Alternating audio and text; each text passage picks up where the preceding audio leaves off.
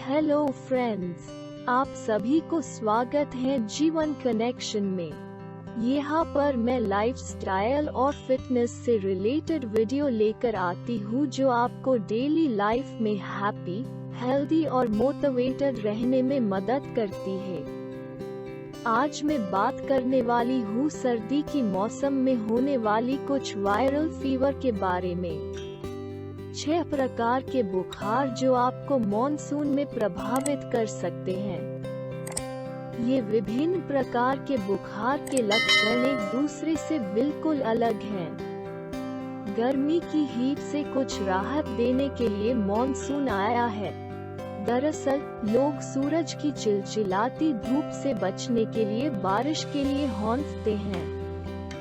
अंत में जब बारिश आती है तो मन शांत हो जाता है, लेकिन समस्या यह है कि बदलते मौसम की वजह से तरह तरह के बैक्टीरिया और वायरस अटैक करते हैं। इसीलिए बरसात के दिनों में घर घर में बुखार के मामले बढ़ जाते हैं। ये समस्या कभी कभी काफी गंभीर हो सकता है।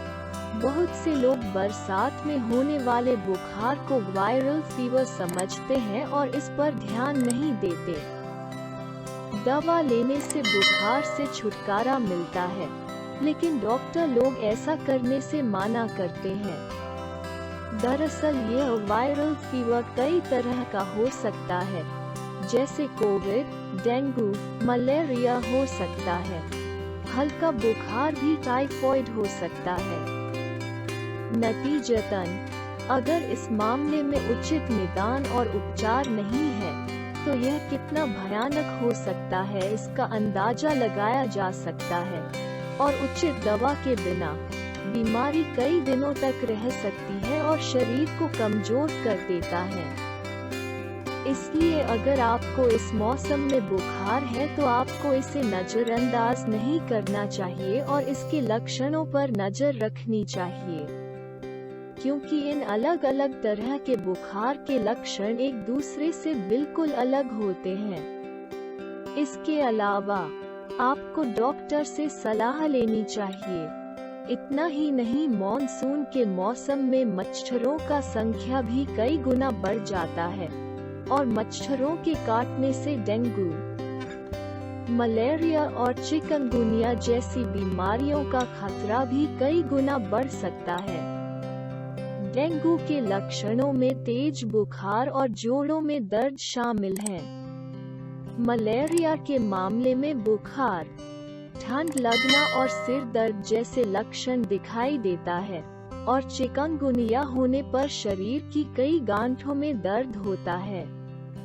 टाइफाइड में बुखार शुरुआत में बहुत कम होता है, फिर धीरे धीरे बढ़ने लगता है। इसके अलावा शरीर कमजोर रहता है। सिर दर्द और पेट दर्द और सूखी खांसी जैसे लक्षण भी देखे जाते हैं। अब देखते ही कि यह बीमारी अगर आपको हो जाए तो आपको क्या करना चाहिए। डेंगू मच्छर जनित यह बीमारी गंभीर बुखार, साथ ही गंभीर जोड़ों में दर्द, पीठ दर्द, चक्कर आना, चेतना की हानि और कंपकंपी का कारण बन सकती है, और इस बीमारी का कोई विशेष इलाज या दवा नहीं है। इसलिए इस बीमारी की स्थिति में रोगी को खूब पानी पीना चाहिए, यानी शरीर को हाइड्रेटेड रखना जरूरी है। डेंगू बुखार भी कई तरह का होता है। कुछ मामलों में यह प्राण घातक भी हो सकता है। तो जितनी जल्दी बीमारी का पता चलेगा, इलाज उतना ही आसान होगा और मरीज का जीवन भी बेहतर होगा। मलेरिया आमतौर पर एक परजीवी के कारण होता है। दरअसल संक्रमित मच्छर के काटने से मलेरिया इंसान के शरीर में घुस जाता है। मलेरिया का लक्षणों में गंभीर कंपकंपी, सिर दर्द, शरीर में दर्द आदि है। कोविड की तरह मलेरिया जानलेवा भी हो सकता है, और अगर मलेरिया जटिल आकार ले लेता है तो मस्तिष्क क्षतिग्रस्त हो सकता है। सांस की तकलीफ के साथ निम्न रक्त शर्करा यानी लो ब्लड शुगर अंगों को भी पंगु बना सकता है।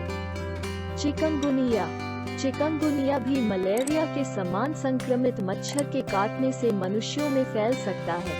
ऐसे में बुखार थोड़े समय के लिए आता है, साथ ही पूरे शरीर के जोड़ों में तेज दर्द होता है। हालांकि इस बीमारी को फैलने से रोकने के लिए अभी तक कोई दवा या टीका नहीं बनाया गया है। टाइफॉइड आमतौर पर फूड पॉइजनिंग या दूषित भोजन खाने से होता है और इसके लक्षणों में बुखार, जी मिचलाना, उल्टी और दस्त शामिल हैं। टाइफॉइड वास्तव में एक जीवाणु संक्रमण है जो हमारे शरीर के अन्य भागों में फैल सकता है।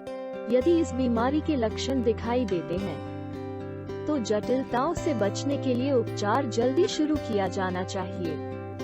यदि टाइफॉइड बुखार दवा लेने के बाद भी कम नहीं होता है तो आमतौर पर इलाज के लिए हॉस्पिटल में भर्ती होना आवश्यक है।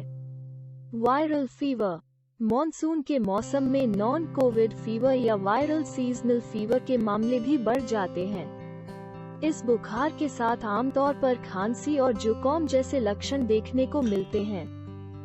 ऐसे में सामान्य एंटीवायरल दवा लेने से बुखार कम हो जाता है। लेप्टोस्पाइरोसिस, यह जीवाणु से फैले रोग मनुष्यों और जानवरों दोनों को प्रभावित कर सकता है और इस रोग से पीड़ित रोगियों में तेज बुखार, सिर दर्द, ठंड लगना, उल्टी, जॉन्डिस, पेट के निचले हिस्से में दर्द और त्वचा पर लाल रैश जैसे लक्षण हो सकते हैं। जानकारों के मुताबिक भारी बारिश के कारण जहां पानी जमा हो जाता है वहां इस बीमारी का प्रकोप बढ़ जाता है। दरअसल यह बीमारी बारिश के जमा पानी से फैलती है। यदि डॉक्टर द्वारा निर्धारित प्रोफिलैक्सिस के जैसे एंटीबायोटिक दवाओं लिया जाता है तो इस बीमारी को रोका जा सकता है। तो दोस्तों, आज का वीडियो इतना ही। अगर आपको वीडियो पसंद आया तो वीडियो को लाइक करें और चैनल को सब्सक्राइब करें और इसे ज्यादा से ज्यादा लोगों में शेयर करें। Thank you.